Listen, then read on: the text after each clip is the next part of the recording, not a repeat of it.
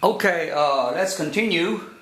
General Chemistry Part 19. We did not finish the introduction of a polar molecule H2O, right?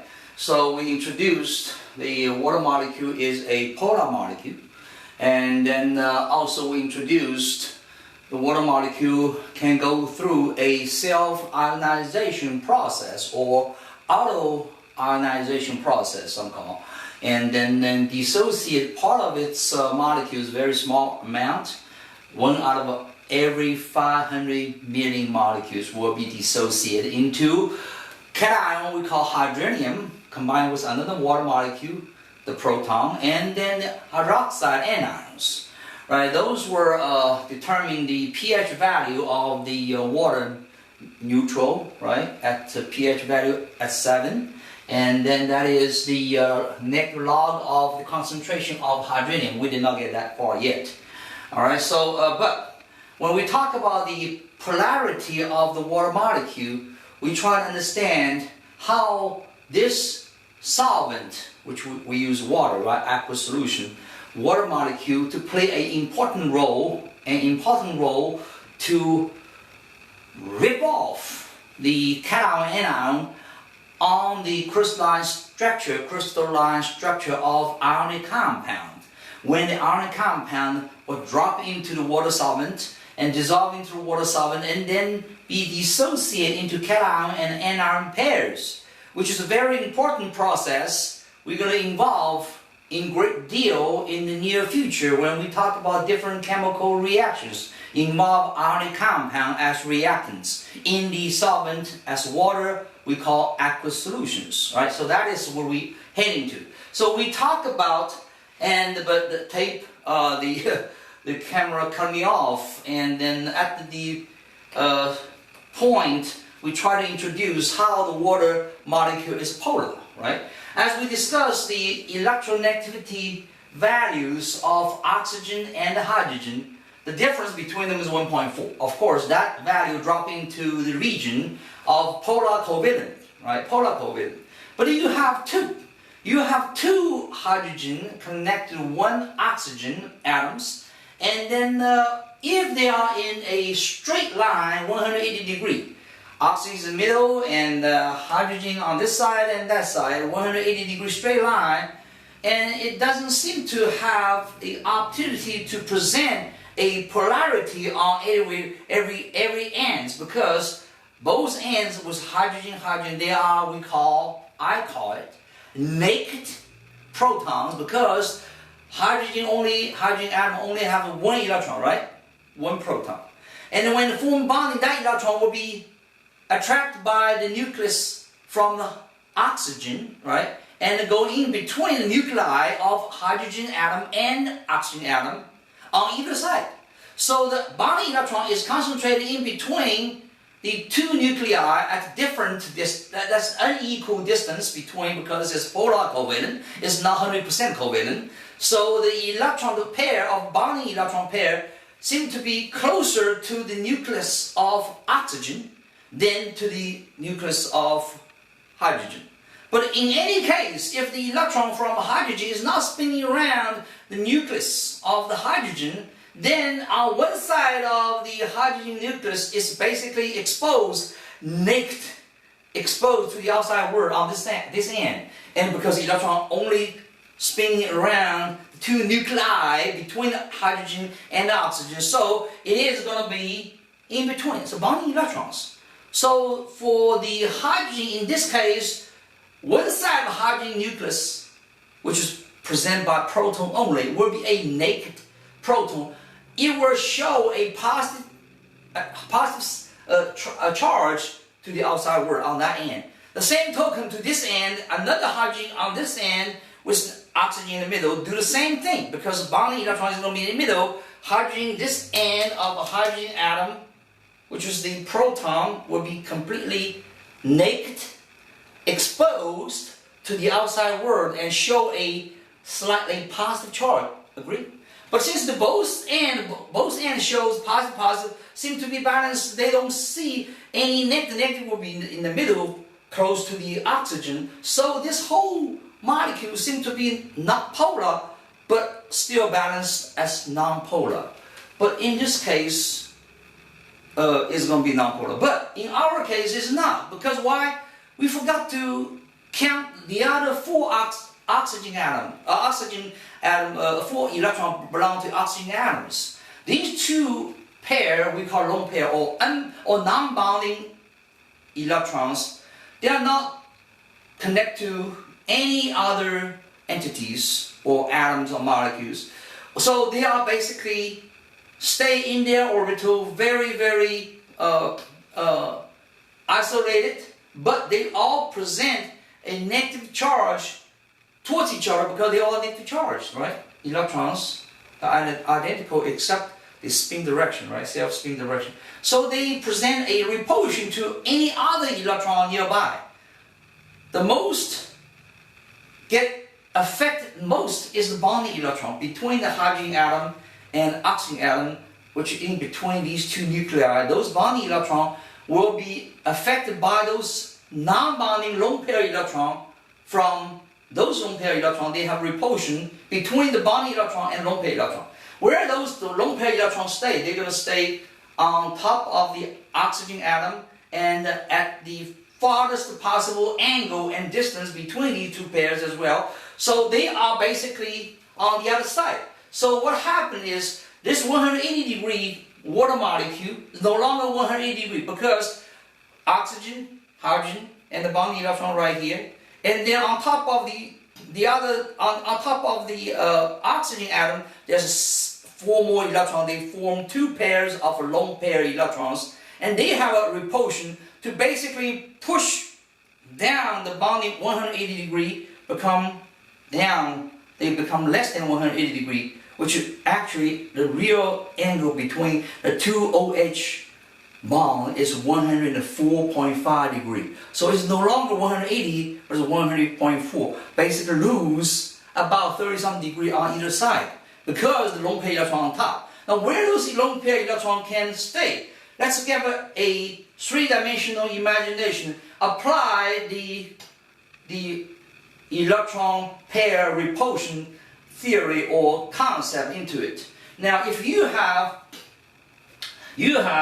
a central atom, which is oxygen here, and 2 electron pair on either side, and the best way to stay farthest apart is 180 degree opposite, right? You're on this side, I'm on the other side, so we don't touch each other, we don't talk to each other, like the neighbor, bad neighbor, right? We don't talk to each other, we see each other, but we don't talk to each other because far away.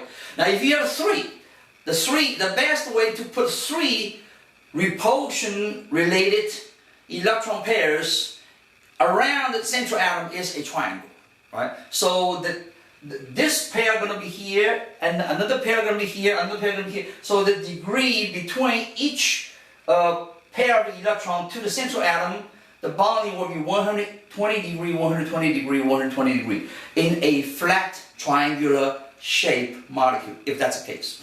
Now, if you have 4, now in this case, in our case for water molecule, it has 4 electron pairs.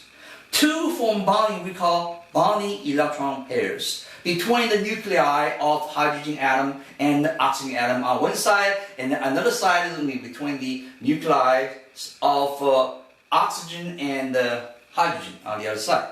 But there's 2 more pairs, those we call lone pair electrons. They are not forming any bondings with any entities. So they are lone pair electrons. They still present a negative charge to the outside world to repel any other negative charge particle, which is a bonding electron. So the best way to put all these 4 pairs, 2 lone pair and 2 bonding pair, the best way is place them at the corner of a 4-faced tetrahedron. What is tetrahedron? And it's like a tripod. Or in this case, I drew here the situation. Now, if you have the big circle, right, as the oxygen atom, and then the small circle, I put H in there, that representing the hydrogen atoms. And then if they are not one straight, because there are 2 lone pair electrons on the other side of the oxygen atom, so push the repulsion between these These two pair and these two pair electrons, lone pair, bonding pair right here. The cross and the dots representing bonding electron.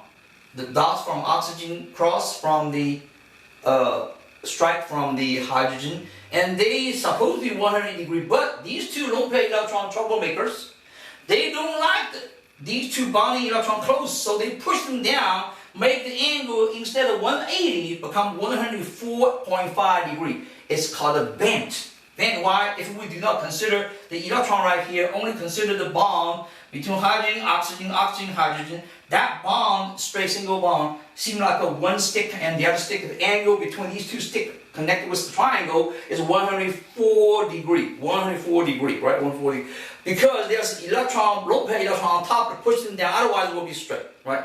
So if you think this is the situation, then if you look at the other two electron pairs are not bonding, we call lone pair on the other side, the best way to stay farther away from each other, all these four pair of electrons stay farther away from each other, is a tetrahedron shape. Now I drew a cube right here. And in the middle I put a black dot representing the oxygen atom. That's oxygen atom. That's oxygen atom. Alright, oxygen atom. You may put the oxygen, right? Oxygen atom. And then and the four corner, there's an 8 corner of the cube, right? 4 corner, alternative corner. Now these two, at the bottom face, these two diagonal, we place the hydrogen there. And then, but not direct on top of the hydrogen and each, but at 90 degrees apart, another corner. This corner and this corner, which is on the top face, the alternative corner, not the corner above the hydrogen, and then we place the lone pair electron there. So what happened in this case is the oxygen right here, right? We consider the oxygen right here in the span of my palm, and then we consider the lone pair electron, this one into the board, this one outside the board, and then these two are along the board, and then these two are lone pair electron, and then these two bonding electron connected hydrogen here and the hydrogen here going that way. Now that is the best position for these 4 electron pair stay farthest away possible, biggest angle possible between each other. Alright, what is the angle? If it's perfect, right, but this case is not perfect. This angle is, this is 104, these two, and it will be more than 109. It's supposed to be perfect tetrahedron, but it's not perfect tetrahedron. So this is where the oxygen and the hydrogen. Oxygen right here, oxygen, and the hydrogen here, and these two lone pair electron stay on top of it. Like a Mickey Mouse, right? You say Mickey Mouse, well, you say Mickey Mouse says, okay, the 2 ears, the hydrogen is fine, oxygen in the middle. That's one Mickey Mouse. And if you consider lone pair electron, these another Mickey Mouse face, the oxygen still the face of Mickey Mouse, and these two lone pair electrons consider 2 ears, so another Mickey Mouse. Do you understand that? So now that is the case. Now when we look into this, then if you look in this diagram, the oxygen right here on the plane of the board, all right, on the plane of the board, and these two hydrogen also lay along the board, so they are flat right here. But these two lone pair electrons, one is a dashed arrow, means going into the board, behind the board, and the solid arrow pointing outside the board. So you basically see this. Now this is what happened in the picture right here. All right, hydrogen, oxygen right here. All right. 2 lone pair, 1 lone pair go in to the back of the board right here on my finger, and another pair of non-bonding lone pair electrons stick out of the board. So that is the situation. Now if we consider the vector effect, these two naked protons both appear to be positively charged towards the outside world, and the point direction is the same direction right here, like you're shooting slingshot. And the 2 rubber band right here, you pull this positive charge or negative charge is going to be towards the outside this way, right? So you point the two rubber band, these two positive negative proton, and a combined effect showing a slightly positive on this end of the water molecule. So along the combined vector, right, line, and the middle is where the slightly positive charge or polarity of the water molecule. To the contrary, the other side, same thing, because these two lone pair electrons, one's pointing this way, pointing to the outside world, slightly negative charge towards the outside. This is the same thing, but the combined effect for these two lone pair electrons lone pair electrons negative charge, right? They're showing to the world, and the combined will be like a slingshot. The negative charge was going to be concentrated in the middle. But then you have a axial and axis going through, right? Going through the oxygen, the center of oxygen atom, or you consider oxygen atom as a central atom. The line going through the oxygen atom, and on both sides, one on top, one on bottom, and the combined, the one end of the axial will be positively charged, slightly positive, and down the other end, the axial along the lone pair side is going to be slightly negative. So I have delta negative, delta positive, showing this molecule, if you look this way, is going to be look like a linear, but it's not linear, right? Linear shape of a bar, and that has a polarity. On this side is negative, and this side is positive. And all the water molecule in the solution, we call aqueous solution, appear to be that way. And then the hydrogen also in the future, we'll talk about hydrogen bondings, right? Hydrogen, because hydrogen has a positively charged proton almost naked towards the outside, even in the solution, right? They're randomly in the sea of water molecules. And then the oxygens is always showing a negative side, so they are attractive to each other, positive and negative. So you have the oxygen on one water molecule has attraction towards the hydrogen on another water molecule, so they form a intermolecular bond with hydrogen bond. That hydrogen bond is so important, and it has a lot of effect, play a so important role in the melting point, boiling point of water boiling point at 100 degrees Celsius, right? But other compound with different elements will not have this kind of higher water boiling point as water, because they don't have hydrogen bond, but water does, right? That's in the later sections we talk about. Here, now if we want to understand this tetrahedron, I said the water is what? Water is a band structure without two lone pair of non-bonding electron we consider. So this band, just like this band, right? Oxygen, hydrogen, the band. But if you consider these two lone pair electrons, it's going to be right on top. And I did not have, I presented last 30 minutes, but the tape cut me off. Let me show you. If we consider, cut my head off, my torso as oxygen atom, all right? And my legs, my two legs, are the single bond, what is a single bond? Polar covalent bond, connect to two hydrogen atoms, which in this case, they are my feet, right? Each foot consider one hydrogen atom, So I open my leg like this, when I'm walking, right? I'm walking, and then these two legs, leg like this, and then the show oxygen right here, my torso and my feet are two hydrogen atoms. Where are the two lone pair electrons? In order to stay away the farthest possible distance, and then because they repair each other, they don't like each other. Electrons are identical except the spin direction, right? So if you're getting closer, if it's saying this way, right, it's not as further as turn around this way. So what happened actually is this. The two legs, I'm walking this way, my left leg going that way forward, my right leg still lag behind, right? And then that bonding electron is on my legs. And then the non-bonding electron, right, which I use my two hands represent the non-bonding electron. There's two electrons in my hand, two more electrons, there's lone pair electrons, we call lone pair electrons.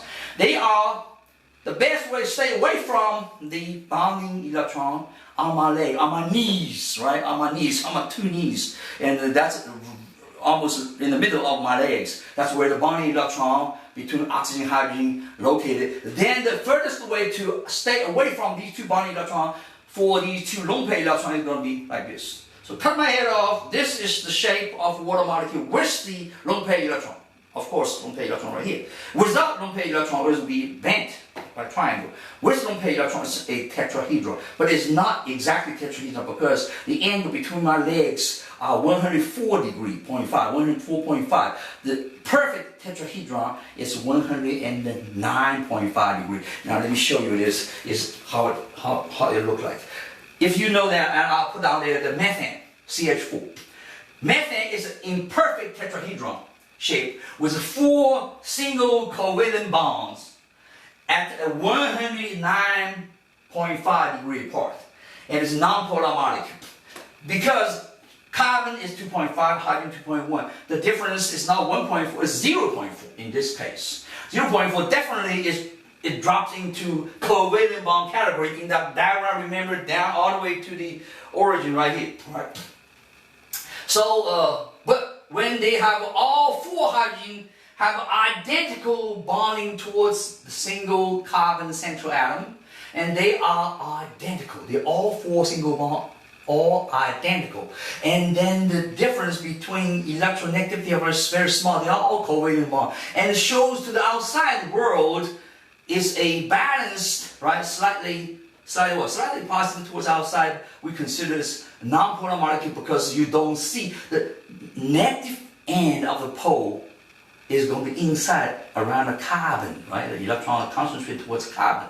Not very close to the hydrogen, but close to carbon in this case because 0.4 difference on delta chi, right? So in this case, the perfect tetrahedron shape is the structure, chemical structure for the methane CH4. So if you want to understand this, I can do a very quick demonstration for you to see how the tetrahedron can be made and understand the geometry of the tetrahedron. I have enough time. It's a piece of paper, right? And we talk about a hands-on, right? I do not believe hands-on is the way to learn chemistry, but for a lot of students in their middle school, high school education, so many subjects was poorly covered and not very detailed or even wrong. So let's give you some more. Everything you're learning in middle school, high school, even elementary school, geometry. In China, geometry starts at 5th grade and finishes 6th grade before you get in middle school. We finish playing geometry, right? But here we start from geometry from 9th grade. I taught St. Andrew. They say start from 9th grade for geometry. That was 4 years behind, right? So let's get something make up for you. This piece of paper, I fold it and then I just cut them into half, right? Take me a minute, not long. Don't worry. And then we fold it into each other, right?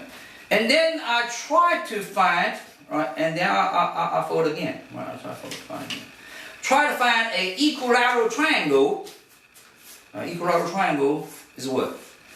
Right? All the edges are exactly same lengths and the angle will be 60, 60, 60, right? Total. So I fold again. I become 2 pieces of paper folded. And then I try to make it 60 degrees. So I estimate it. It's very easy to find because this one is going to be another layer. So we're going to put the here, seems to be 60 right here to me. Alright, we can adjust it. And then the back is going to be based on this line. We fold again. Alright. Now it's over. So this would be a little bit like this. Okay. Let's make this. Alright, let's make this. Alright. Now seem to be good enough. And then I make a deep crust. And then and tear them off. Right? Tear this off. I don't need scissors. I've been doing this in my teaching. A lot of tools, a lot of demonstration models. It's okay. It's good for you to use if you don't have the way to present your idea, but to me, I rather use my own way apply into the teaching, right? So I basically tear these two half page into a equilateral triangles. How many form? Each representing what? Representing one face of tetrahedron.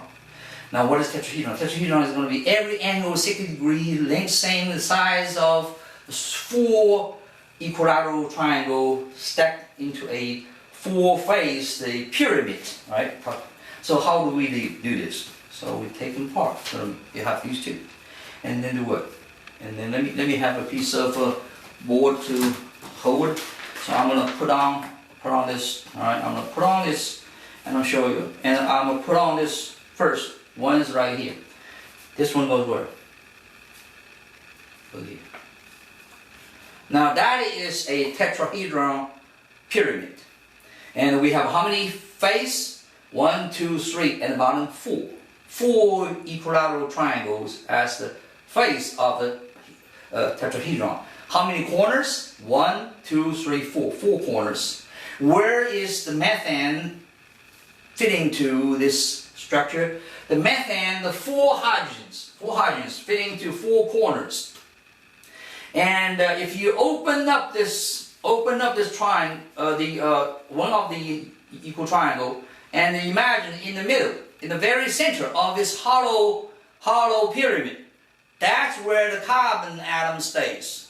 So carbon atom stay in the middle and it has a connection, 4 bonds. One each goes to the corner. So you have one goes up, one goes this way, one goes that way, one goes this way, all equally distributed with the same exactly angle, and diamond has the same structure of tetrahedron. Diamond, because the uniqueness of the structure of tetrahedron, and also for diamond case, there's no hydrogen but 5 all carbons. If you pick up one unit for a diamond, 5 carbon connect into tetrahedron shape with the bond, single bond. That bond is so strong, strongest ever, right? And then that's why diamond is so hard. And it cuts everything, right? Cuts everything. And very few other compound, any structure can cut diamond. I think the boron carbide is one of them, can cut. But one of the type of boron carbide BN. And in my homework, I already give you one. And homework 9, right? You can try to figure out the oxidation, or I want you to figure out the electronegativities, right? Difference. And find the bonding type and the polarity. Right? So what it is? This is the tetrahedron. So in the middle of this, in the center of this, and then it's where carbon is, and the 4 corners hydrogen. So that's the structure. This is considered as a perfect tetrahedron, the strongest, but it's covalent bond, right? So and the feature for tetrahedron is it doesn't matter where you're gonna flip. You're gonna flip this way. Always have one corner straight vertically up. You flip this way, see? Again, so that's a feature. We have this feature applied into the World War II. And by the American chemists at the end of World War II, they make all these spikes, like the tetrahedron shape, and the troops, the troop and the German troop getting a highway, they airborne all these millions of tetrahedron, small tetrahedron spikes, and then because one is always pointing up, so the tire go over, they bust the tire, and then the German troop cannot advance, so they help the war effect to win the war.